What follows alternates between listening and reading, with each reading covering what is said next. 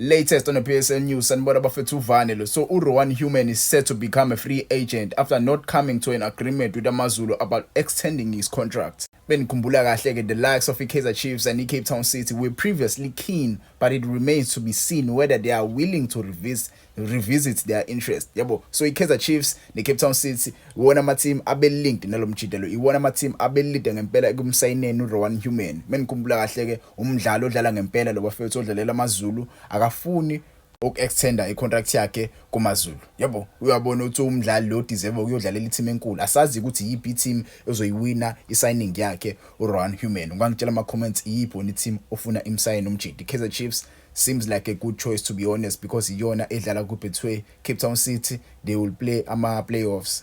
Kuthiwa Orlando Pirates are set to trigger a 1-year extension kwi-contract kaThapelo Gxoki. Yabo, uShaka Zulu ngempela usazohlala kwezimnyama zamthema ngempela umjidi uyadefenda ngempela. So Thapelo Gxoki will stay kwi-Orlando Pirates. Kwezinye zeindaba iChippa United itargeta uSnethemba Bhadela as their new next head coach. Yabo, i-offer ibekiwe etafuleni. Asazi ke noma uzoyithwatha uSnethemba Bhadela. Angivamisile ukumbona lo bafu lo shuthi iChippa United mimthemba kumele imqoye ngempela as ucoach omusha. Ungangitshela ama comments konje yipi team ade icoach lo bafu lo.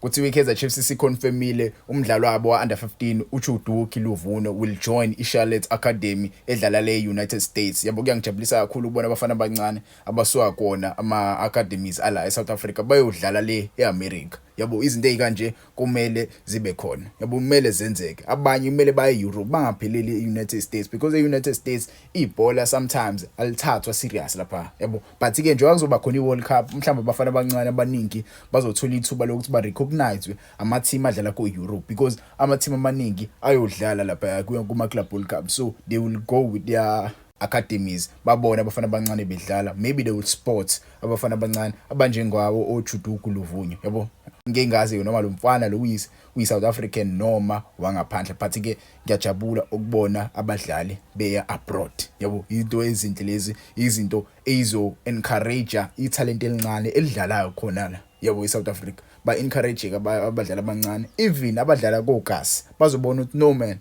there is a possibility for me to go abroad if I continue playing very good. Yabo, izinto ezikanje ngathi ngingatshela izingane umuntu engane edlala ibhola lapha ekhaya uyitshela ukuthi hey, qhubeka udlala ibhola, bukela ozwakwini bodlala le-United States, faka umfutho usegroundini wenza ama-basics into kumele uyenze. Yabo, kuyangijabulisa ukubona izinto ezikanje. Ucoach obilinked neCape Town City, ucoach wale eEurope ubonakalile namhlanje ejima neCape Town City. Yabo, njengoba beyodlala nje ama-PSL promotional and relegation playoffs ubonakalile ejimisa team right now. Igama lakhe uAndreas Ulrich. Yabo, Andreas Ulrich. Yabo, usayarivile eCape Town uyayijimisa team. Yabo, I hope bazobuyela ku-PSL kubethu ufuna kubabona nje bedlala lapha. I-team enjenge-Cape Town City akwazi vele relegate nje, ine-talent eliningi leya team leya. There are many quality players in that squad of i-Cape Town City. Yabo, it will be very bad ukubabona berelegate. Yabo, ningawakhohlwa ke ama-fixtures Mamelodi Sundowns. Mamelodi Sundowns iyodlala kwi-Club World Cup njengoba iyodlala nje ama-games abo kuma-group stages azodlala. Igame yokuqala izodlala i-Sundowns versus i-Ulsan. Yabo, izodlala ngomhla 18 June. Isikhathi sizobe ku-12 ebusuku. Ngalali ke ucuphi washo uvuke ubuke imatch eMamelodi Sundowns. Mase ukuthi imatch yesibili bazodlala neBorussia Dortmund, bazoyidlalela ke ngo-21 June. Yabo, ngo-6 isikhathi. Mase ukuthi egame yesithathu bazobe bedlala nama-Brazilians versus Brazilians. Le game le izobe ngomhla 25 June, izodlala ngo-9 isikhathi. So ndingaphuthela waye bafethu iMamelodi Sundowns izobe represent iSouth Africa actually, because bayodlala kwi-Club World Cup. These are the teams azobe ekhona ehlangene kwi-group yeMamelodi Sundowns, iDortmund, iFluminense neUlsan. Yabo, I hope they top the group. Asazi ke Dortmund yona ama-favorites ukuthi i-top le group le. Fluminense enye ye-club ezobangisana iSundowns. Ezinye zeyindaba amshobe senizwile, but uNjabulo Blom uzoreturna kwi-Lewis City. Lewis City SC iyona club le, St. Louis City SC iyona club le ade idlalela uNjabulo Blom. Yabo, after completing his loan spell kwi-Kaizer Chiefs, ile club le idlala le kwi-MLS, but ke le club le iconsiderisha ukumlona futhi umjida. Yabo, or a possible buyout, considerisha ukumlona kwenye yama-team noma bamthenge. But ke asazi noma ikhona ini team la ku Betway engakwazi ukumthenga uNjabulo Blom. because udlala le ku St. Louis City msho bazombiza imali enkulu kangako.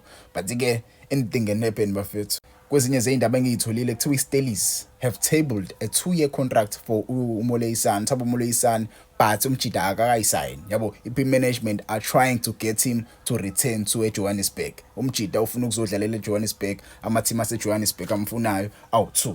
Lo ma-team lawo iKaizer Chiefs neOrlando Pirates. Asazi ukuthi yiphi team ezomthola. Kaizer Chiefs or iOrlando Pirates. Yiphi team ezofika ne-offer e-right kumjida, but iSteelers sifuna ukumgcina umjida ahlale for another 2 years kuStellenbosch because they will fight for iCAF Confed. Baqualifyile iCAF Confed for next season. Yabo, asazi ukuthi yiphi team ezomgcina, asazi ukuthi yiphi team ezoyithola i-signing yakhe uThabo Moloi-san. Yabo, kwezinye zeindaba sengakhuluma about uDion Hoto. Yabo, Orlando Pirates could lose uDion Hoto on a free transfer with his contract expiring this month. Yabo, Hoto has already rejected i-offer eyodwa. Yabo, i-offer ayirejectile uDion Hoto. Orlando Pirates bemnikeza Orlando Pirates bemnikeza 1-year contract. Yabo, njengoba bemnikeza 1-year contract, uDion Hoto yena ubefuna 2-year contract. Yabo, asayine another 2 years for Orlando Pirates, but ke Orlando Pirates ayikwazi ukumnikeza 2 years, ibefuna ukumnikeza 1 year. Yabo, uyirejectile ke i-offer yokuqala from Orlando Pirates,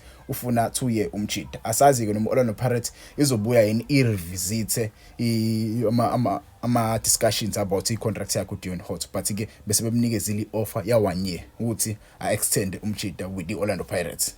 Kwezinye zeindaba, Orlando Pirates striker uZakhelele Pasa is likely to leave after a season. Yabo, after i-season yakhe ibibanjwe ama-injury ambulele kakhulu bafethu uZakhelele Pasa this season. Sibe nje nevare ambulalile ama-injury, but ke ekuhambeni kwakhe akhona ama-teams ayemfuna vele uZakhelele Pasa, so yena kuzoba lula kakhulu ukuthi athole i-team ezomsign uZakes, but ke anything can happen bafethu ku-transfer window. Orlando Pirates maybe may visit, but ke umjida likely to leave. Yabo, sengakhuluma ngaye kwamanye ama-video abadlali abazohamba ku-Orlando Pirates.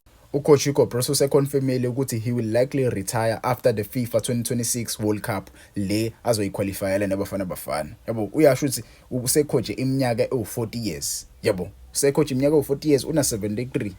There's to be a moment where you have to stop. Yabo, I will not die on the bench. Umjida umjida ubaba uyasho leyo uthi hayi uzoretire after iFIFA 2026 World Cup. Bafana bafana ke kumele ithole ucoach omusha ozolida iBafana Bafana. Yebo, because yena ngokwakhe uthi uyaretire after iFIFA 2026 World Cup ngoba ezobe ena 73, umdala kakhulu. Yabo, kuya-understandeka, yayenza futhi sense. Ucoach usathana kushiya kwi-Marumo Gallants. Yabo, ngathi amabomba akhe uwabhekise kephi kuChippa United. Asazi ke noma kuChippa United bazomconsiderisha because bese bekhona umuntu abasebemnikeze i-offer.